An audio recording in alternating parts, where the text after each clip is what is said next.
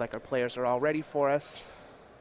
So normally when I'm playing Jund, this is a matchup that I'm a little nervous in, but I'm usually pretty comfortable. You know, it frequently comes down to the fact that the green-white hexproof deck is pretty inconsistent. The Jund deck is very inconsistent, and with the targeted discard and a few Liliana the Veils, you know, you can usually shut down the green-white hexproof player. You know, at least 2 out of the 3 games in the match. That said, Joe's made some interesting deck building decisions that are going to hurt him a little bit. Yeah, it looks like Joe does not have any copies of Liliana the Veil. However, Quinn is going to be on the draw and on a mulligan to 4, but he still has turn 1 Slippery Boggle off of his Temple Garden. Joe's going to add a Twilight. Is that a Blossoming Marsh? Twilight Marsh. Twilight Mire. Mire alongside his Blackleaf Cliffs. Ooh, we've got a Scavenging Ooze. So let's see if Quinn is going to have some kind of creature enchantment. He's going to shock himself down to 16 with a second copy of Temple Garden. All right, we have a Spider Umbra and an Ethereal Armor. So a mulligan to 4 is going to be the perfect 4 cards for Quinn Kiefer. That's a crunch for 4, I believe. And that thing has first strike. It's going to be able to be regenerated from the Totem Armor if something were able to target it, or there's a, you know, it was going to trade in combat. Well, Joe Bernal is going to fall down to 16. He's going to take his turn and play another Blackleaf Cliffs. He's going to add a Tarmogoyf to his battlefield and attack Quinn for 2.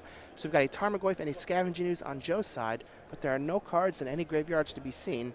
And there's a Spirit Mantle, which is going to pump his creature by an additional 2 points and give it protection from creatures. So now it looks like we're going to have 1, 2, 3, 4, 5, 6. So Joe Bernal is going to take 6 points of damage and fall down to 10. And Joe is in just full-on race mode. That Lightning Bolt going to Quinn's head, I like that move a lot. He's got a Kolaghan's Command for a little bit more burn, but Joe is not going to be able to interact whatsoever. He's not going to be able to block. He's not going to be able to kill that creature. He has a few Abrupt Decays that he might in his deck that he might be able to use.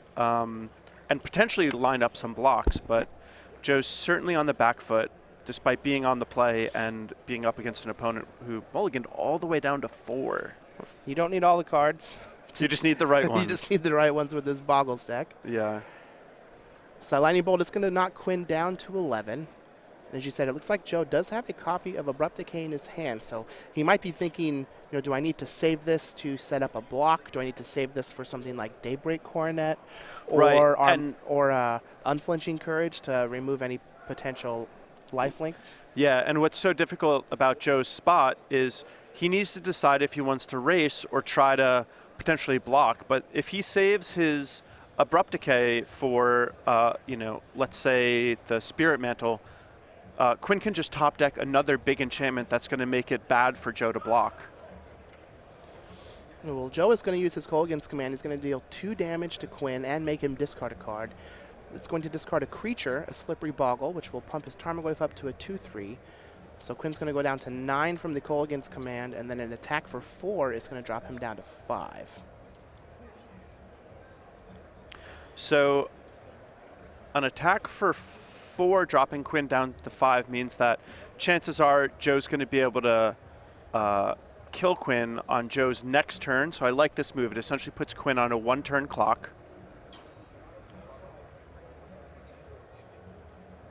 So it looks like Quinn just has a land. Windswept Teeth is going to attack Joe down to 4, plays land and pass, and Joe's going to be able to use this Abrupt Decay to kill one of the enchantments on Quinn's creature, which will grow his Tarmogoyf to a 3/4. And along with the Scavenging Ooze will be 5 points of damage, and Joe is going to be able to race the Boggles deck. Wow, very, very close game, but these decks usually play a Dryad Arbor specifically for Liliana the Veil, because the Liliana the Veil is so good. And Joe's going to have to scoop it up. Can't beat the Dryad Arbor. Too strong. And there we go. Quinn is going to be able to find that Dryad Arbor and stop this from happening. So if Joe had just attacked and waited until the blocker step, if Quinn gets a Dryad Arbor, then he can use the Terminate in his hand to kill the Dryad Arbor, which puts a land in the graveyard and grows the Tarmogoyf. And if there are no blockers, then he can use the Abrupt Decay. So it seems that Joe, taking out the Liliana, has just forgot about the important interaction in the Boggles deck from Dryad Arbor and is able to give that game to Quinn Kiefer. So let's take a look at the player sideboards and see what we think they're going to do. So on Joe Bernal's side here with Jen, we have 4 Fulminator Mage, 4 Surgical Extraction, 2 Feed the Clan, 2 Collective Brutality, 2 Ancient Grudge, and a Thoughtseize. What would you do in Joe's spot? So he's honestly lacking on options a bit. I would definitely bring in the Thoughtseize. That's going to be pretty decent. Collective Brutality, it is similar to a Duress effect, but it only gets instants and sorceries. It does not get enchantments, so it's not really going to do much in this situation. He could try to bring in the Feed the Clans to bring a little bit, or to buy a little extra time. I don't really think that's a particularly good idea. Fulminator Mage is some weak interaction also. And then you could make a small argument for Surgical Extraction if he can, Thoughtseize something important like a, Glaive Cover Scout, and then Surgical Extraction. That could be a decent line, but I would bring in the Thoughtseize. I honestly probably wouldn't bring in much else except for the fact that some of his cards are so bad in the matchup. Like he's got 4 Terminates, so you're probably going to see some of these weaker options come in. Now on Quinn's side, we have 4 Leyline of Sanctity, 4 Rest in Peace, 2 Dismember, 2 Natural State, 2 Stony Silence, and a copy of Gadok Teeg. What do we think Quinn's going to do? So I don't think Quinn wants to sideboard a whole lot.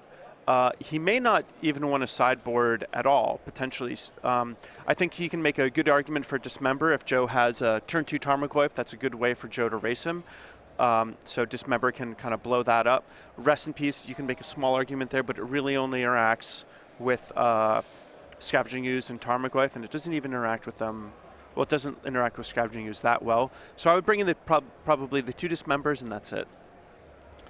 Yeah, I think I like Dismember. Looking over the rest of Quinn's deck here, everything else just seems already very great against John. So. Yeah, and that's the thing.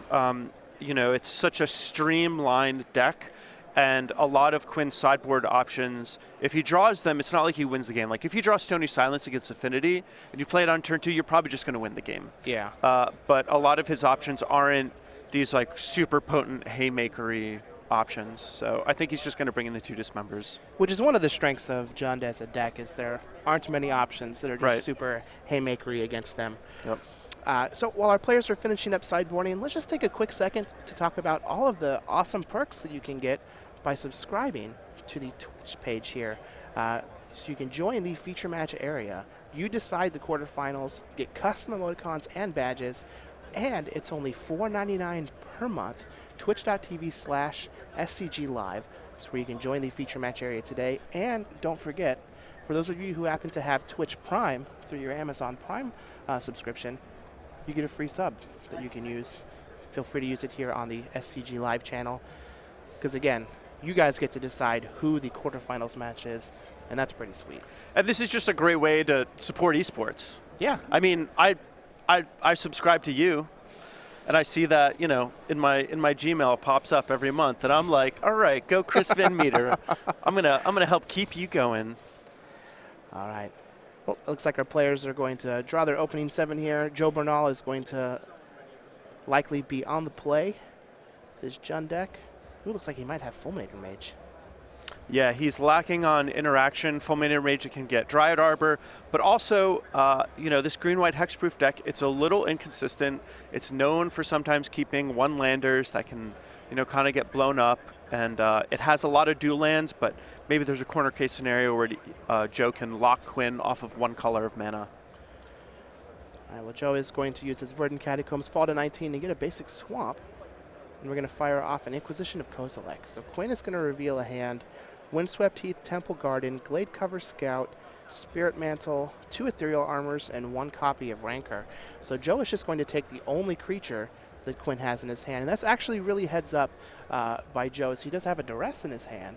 Yep. And sometimes you might think about starting off with Duress, as it's more restrictive than Inquisition, to give you more information on what you might want to take with an Inquisition later. But with this hexproof deck being so light on creatures, the potential of stranding a handful of enhancers like this is pretty good. And there you go, just like we talked about in sideboarding. Joe is going to pay 2 life to Surgical Extraction Glade Cover Scout in Quinn's draw step. Literally the cards that I said. Yeah. I think that You're like while a prophet. yeah, I think while this looks good, and it's going to play out pretty successfully here because Quinn really needs to top deck a creature, and now he's down to just very, very few options in his main deck. But this basically speaks to just how little interaction Joe really has for this matchup. Yeah, so a lot of times in these Boggles decks, you're going to see core Spirit Dancer. Yeah, as a card draw but engine. it looks like Quinn has Selena Ledgewalker instead. So he has just another slippery creature that can't be targeted by his opponents. But that one is also even harder to block.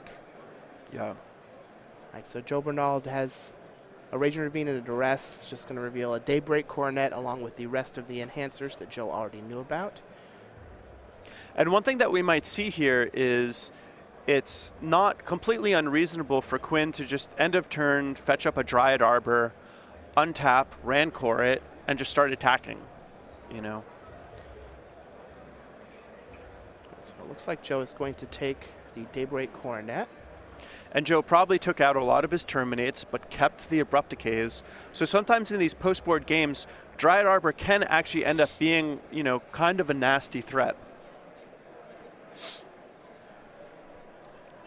Quinn does go get a Temple Garden, so he's not going to utilize his Dryad Arbor yet. He's going to take a draw, and there's a Slippery Boggle. Wow. Right off the top.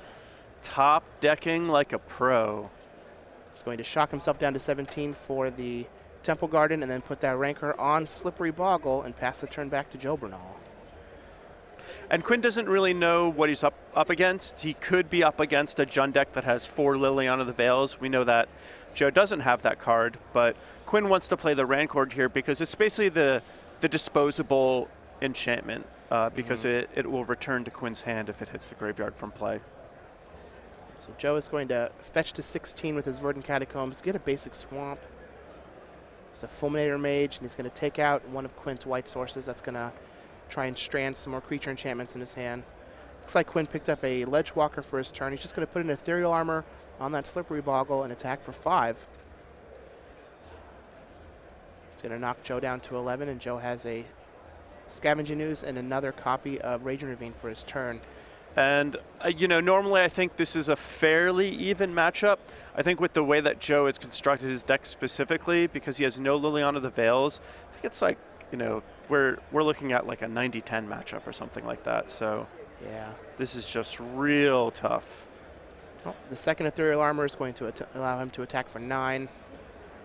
We got a Kalitas Trader of Get from Joe, and a tapped Blackleaf Cliffs. And I think basically Joe's drawing dead. He can block here, but Quinn's creature is huge, has trample and first strike. So, you know, an attack is still going to be profitable for Quinn. All right. Well, Quinn is just going to attack with his creature. Joe is going to put his Scavenging Ooze in front of it, and as long as Quinn announces where that damage is going trample-wise, Joe's going to scoop it up and shake Quinn Kiefer's hand. Quinn Kiefer on his mulligan to 4. The tiny assassin strikes again. And after getting his creatures surgical extracted, picked one up. Green-white hexproof, the old Boggle strategy, is going to take round 1 here against Joe Bernal. That's going to move Quinn on to 1-0 on his, you know, search for his first open top 8. Yeah, off to a great start. You know, Modern's been